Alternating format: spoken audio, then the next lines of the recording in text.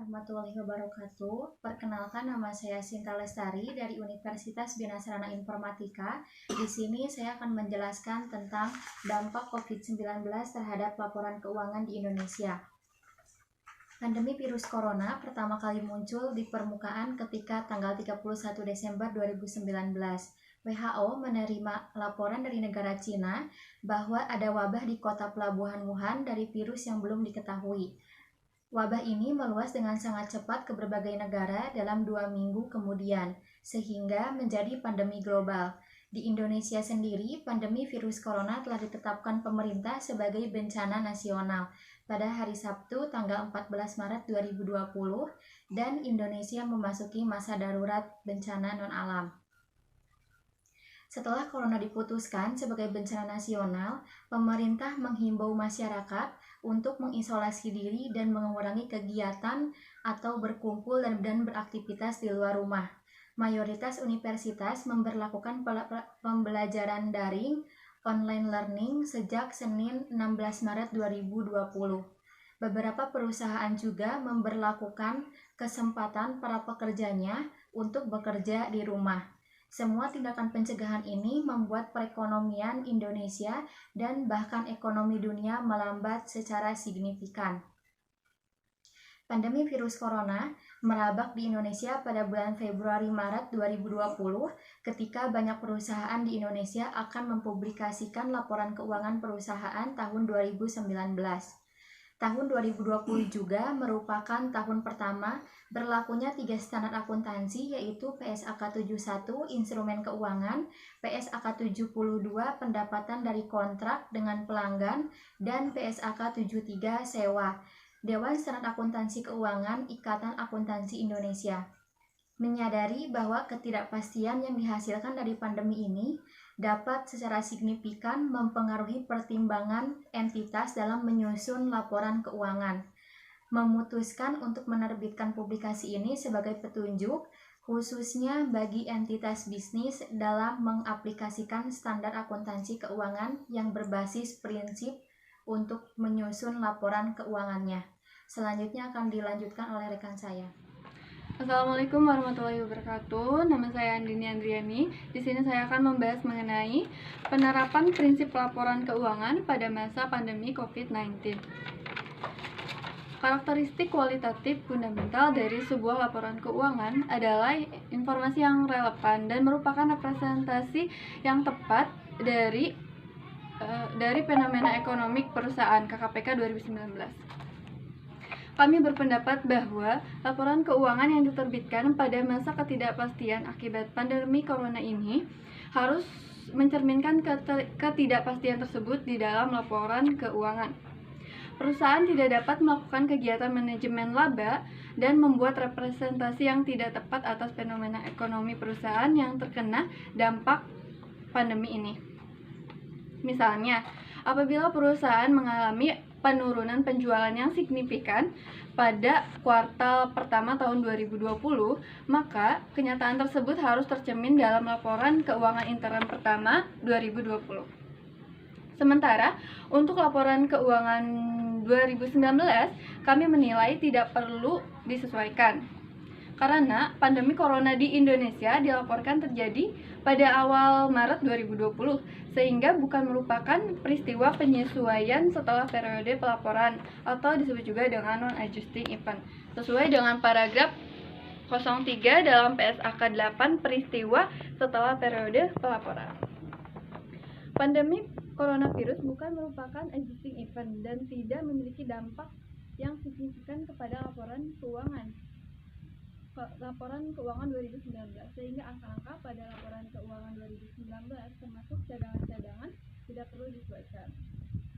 Namun, mengingat pandemi ini dapat mengakibatkan dampak yang luar biasa terhadap perusahaan, entitas perlu mempertimbangkan asumsi kelangsungan usaha dalam menyusun laporan keuangan 2019. Pada paragraf 14 PSAK 8 dinyatakan bahwa entitas tidak menyusun laporan keuangan dengan dasar kelangsungan usaha atau going concern jika setelah periode pelaporan diperoleh bukti kuat bahwa entitas akan dilikuidasi atau dihentikan usahanya atau jika manajemen tidak memiliki alternatif lain yang realistis kecuali melakukan hal tersebut. Terima kasih. Sekian pembahasan dari saya. Selanjutnya akan dibahas oleh teman saya yaitu Munisa Hanifah. Assalamualaikum warahmatullahi wabarakatuh. Perkenalkan, nama saya Munisa Hanifah. Di sini saya akan menjelaskan tentang dampak pandemi COVID-19 pada laporan keuangan 2019. Pandemi virus corona merebak pertama kali pada tanggal 31 Desember 2019 di Wuhan, Cina. Pada tanggal tersebut, masyarakat belum menyadari dampaknya akan sangat meluas dengan sangat cepat di seluruh dunia. Kasus pertama pasien corona di Indonesia diungkapkan oleh Presiden pada tanggal 2 Maret 2020 menimpa seorang ibu dan anaknya yang tinggal di Depok. Dengan demikian, sebelum tanggal pelaporan keuangan 31 Desember 2019, tidak ada peristiwa yang memberikan bukti adanya kondisi pandemi corona. Pada tanggal tersebut, pandemi corona di Indonesia muncul setelah tanggal pelaporan keuangan, sehingga bukan merupakan peristiwa penyesuaian setelah periode pelaporan non-adjusting event, sesuai dengan paragraf 03 dalam PSAK 8 peristiwa setelah periode pelaporan. Kesimpulan CHS Unpad, pandemi corona bukan merupakan adjusting event dan tidak memiliki dampak yang signifikan kepada laporan keuangan 2019, sehingga angka-angka pada laporan keuangan 2019 termasuk cadangan-cadangan tidak perlu disesuaikan. Namun demikian, mengingat pandemi ini dapat mengakibatkan dampak yang luar biasa terhadap perusahaan, entitas perlu mempertimbangkan asumsi kelangsungan usaha dalam menyusun laporan keuangan 2019. Pada paragraf 14 PSAK 8 dinyatakan bahwa entitas tidak menyusun laporan keuangan dengan dasar kelangsungan usaha going concern. Jika setelah periode pelaporan diperoleh bukti buat bahwa entitas akan dilikuidasi atau dihentikan usahanya, atau jika manajemen tidak memiliki alternatif lain yang realistis kecuali melakukan hal tersebut. Terima kasih. Wassalamualaikum warahmatullahi wabarakatuh. Assalamualaikum warahmatullahi wabarakatuh. Nama saya Ayu Lestari. Saya akan menjelaskan dampak pandemi COVID-19 terhadap praktek bisnis dan laporan keuangan 2020. Pandemi virus corona ini berdampak pada laporan keuangan 2020 yang sangat signifikan, terutama dalam berbagai aspek sebagai berikut. Yang pertama itu pendapatan perusahaan akan menurun akibat daya beli masyarakat yang melemah dan kemungkinan akan terjadi inflasi. Yang kedua, pengukuran persediaan. Yang ketiga, pengukuran imbalan kerja. Yang keempat, dampak perubahan kurs pada laporan keuangan. Yang kelima, pengukuran cadangan perusahaan. Dan yang terakhir, keenam, laba perusahaan akan menurun atau melemah akibat pandemi virus corona ini. Yang B, PSAK 71 Instrumen Keuangan. Penerapan awal pada 1 Januari 2020. Publikasi ini bertujuan untuk memberikan klarifikasi dan juga panduan apakah pandemi COVID-19 ini dapat mempengaruhi perhitungan kerugian kredit ekspektasian atau KKE atau expected credit loss atau ECL pada penerapan awal 1 Januari 2020. Kita menyadari bahwa COVID-19 ini dapat berdampak signifikan terhadap bisnis yang ada di Indonesia. OJK mengeluarkan relaksasi bagi perbankan mengenai penilaian kualitas kredit dan juga restrukturisasi utang bermasalah atau POJK nomor 11 tahun 2020. Namun, walaupun sudah mendapatkan relaksasi dari pemerintah, bisnis tersebut tidak akan bertahan selama 12 bulan ke depan, dinilai resiko kredit yang telah meningkat. Mempertimbangkan bahwa fakta dan informasi tentang pandemi COVID-19 di Indonesia ini tidak tersedia pada tanggal 31 Desember tahun 2019, maka entitas ini tidak dapat menggunakan informasi dalam mengukur KKE. Memasukkan informasi tersebut ke dalam skenario pemodelan sesuai dengan estimasi probabilitas tertimbang yang yang diterapkan pada penerapan awal PSAK 71 pada tanggal 1 Januari tahun 2020. Sekian dari saya, selanjutnya akan dijelaskan oleh teman saya.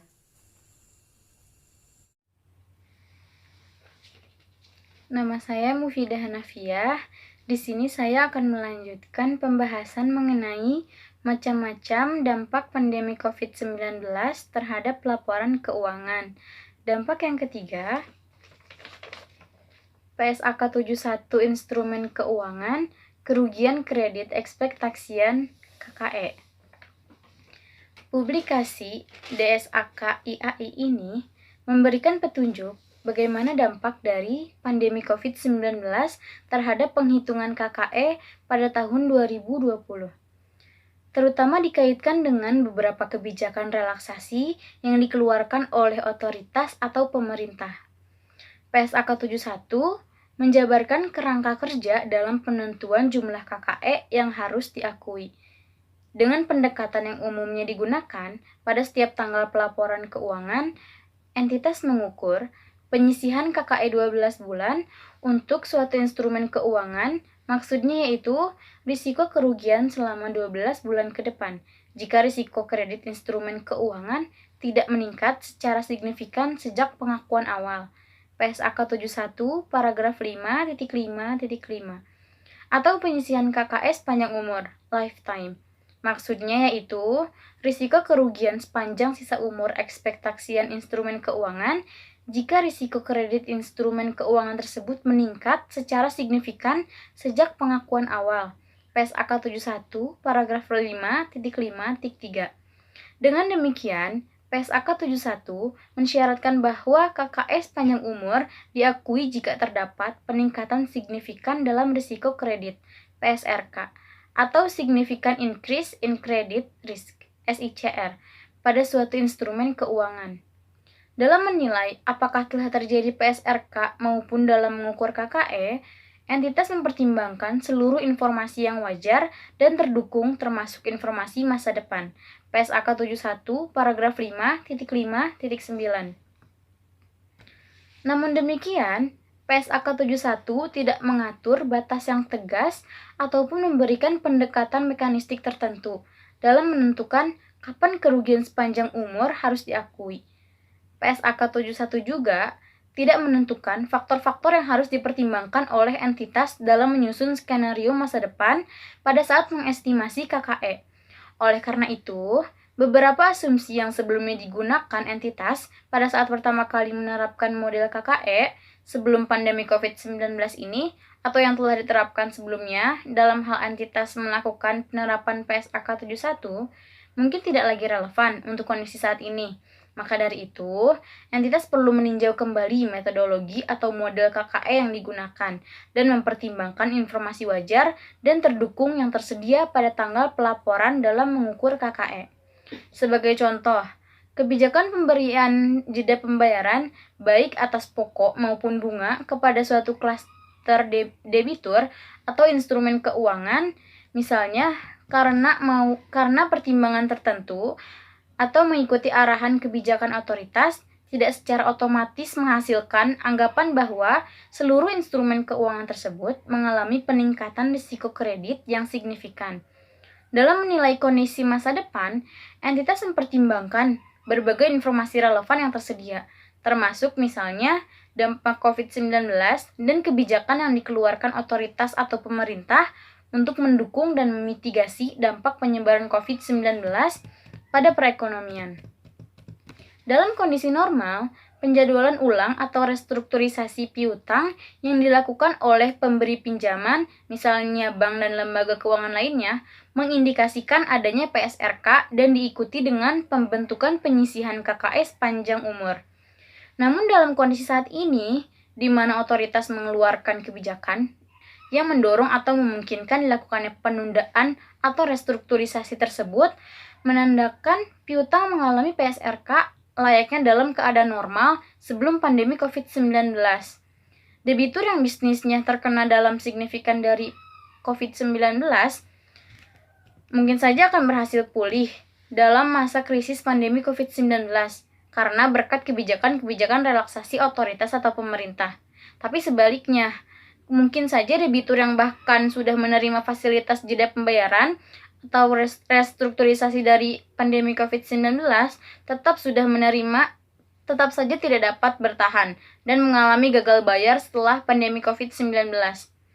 Entitas perlu melakukan identifikasi dan penilaian dan menggunakan pertimbangan dalam menilai apakah debitur yang terdampak COVID-19 dapat kembali pulih dan memenuhi kewajiban kontraktualnya setelah berakhir jangka waktu restrukturisasi, sehingga tidak terjadi PSRK selama sisa umur ekspektasian dari piutang.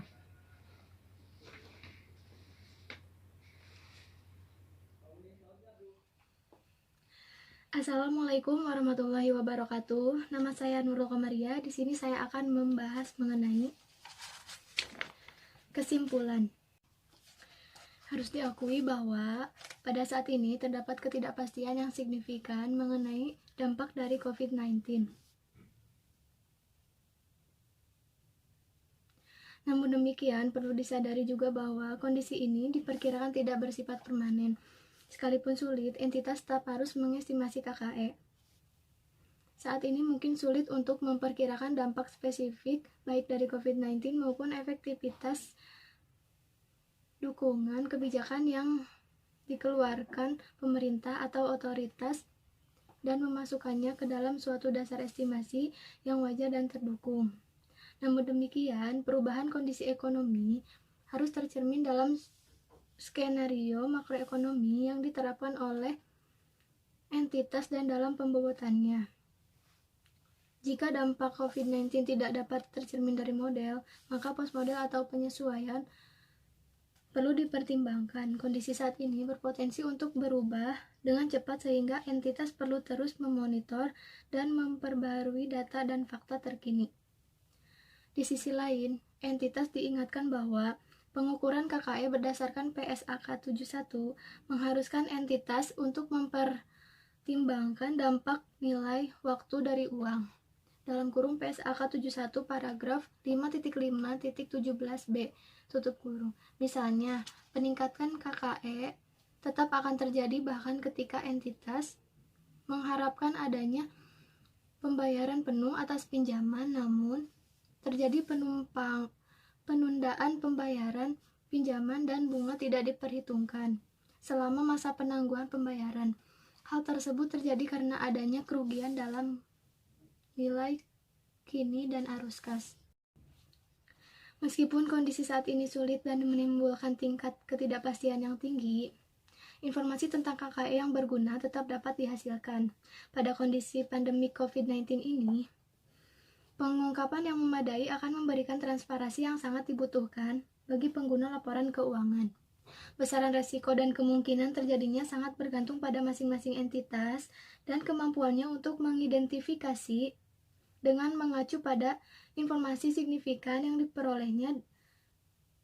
Dengan demikian, entitas yang diperolehnya mempertimbangkan dengan hati-hati sifat dan tingkat pengungkapan yang perlu dimasukkan dalam laporan keuangan dalam kaitannya dengan COVID-19 dalam rangka memberikan informasi kepada pengguna laporan keuangan atas risiko yang timbul dari instrumen keuangan dan bagaimana entitas mengelola risiko tersebut. Baik, sekian presentasi dari kelompok 4. Terima kasih banyak. Wassalamualaikum warahmatullahi wabarakatuh.